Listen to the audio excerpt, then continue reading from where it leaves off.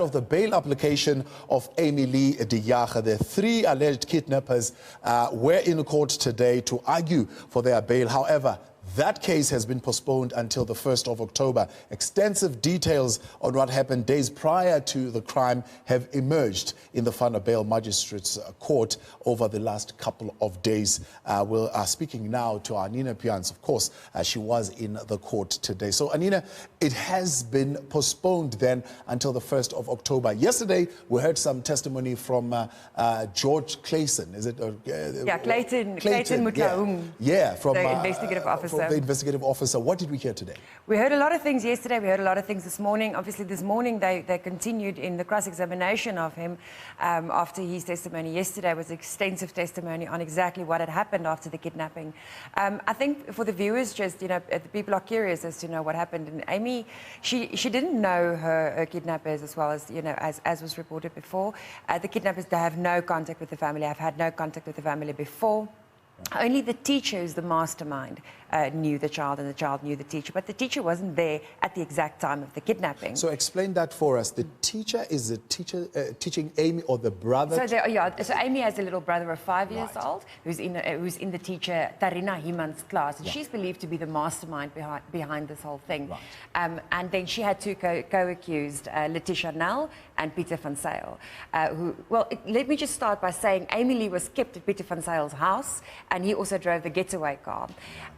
She was kept in a small little room, in a dark room that Mutlaung has described as inconducive for any human being, never mind a child. He wouldn't even put his animals there, he said. So that was quite concerning, and he also on that basis had asked for opposed bail, vehemently opposed bail, and also saying that they are all flight risks.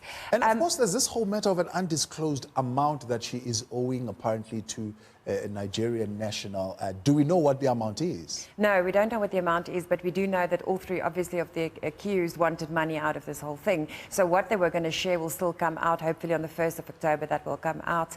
But at this stage, we heard that she had actually, Anina Peens had actually put herself up to be kidnapped by the two co-accused, and that's how the whole thing started.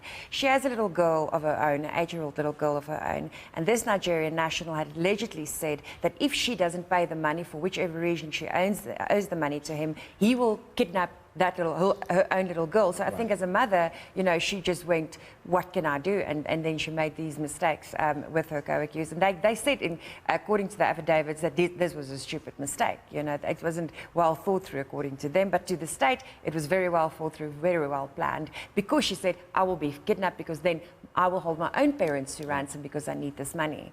And then eventually they got to the case, the part where they decided to kidnap Amy-Lee because she is the teacher of Amy-Lee's brother. She knows that Amy-Lee's parents, apparently are quite wealthy, and that they would not, hesitate to pay the ransom fee, whatever that was going to be. Any reason why they abandoned their plan? It's not clear at this stage why they got to that plan. There was also a middle plan where, after she abandoned the idea that she shouldn't be kidnapped, they wanted to kidnap her brothers. I don't know if it's his girlfriend or his wife, but it is the mother of his brother's child. They were going to kidnap her, and then the brother would be forced to pay the ransom, as she's the child of the mother of his child. So she's also believed to be a state witness, or to become a state witness. At this stage, there are 3 state witnesses that the state will call during trial. Most of these state witnesses are family members directly linked to the suspects. Right. It's a very interesting case. It's very complicated, very technical, but very interesting. Why the postponement then? The postponement today was because the state prosecutor is going on leave. So she had to leave the court by, she said, exactly 12 and no later, and then she will be away for a week, and that is why it's been postponed. Oh, wow. Interesting. Anina Peens, much appreciated. And thanks for bringing us that update. Of course, we'll stay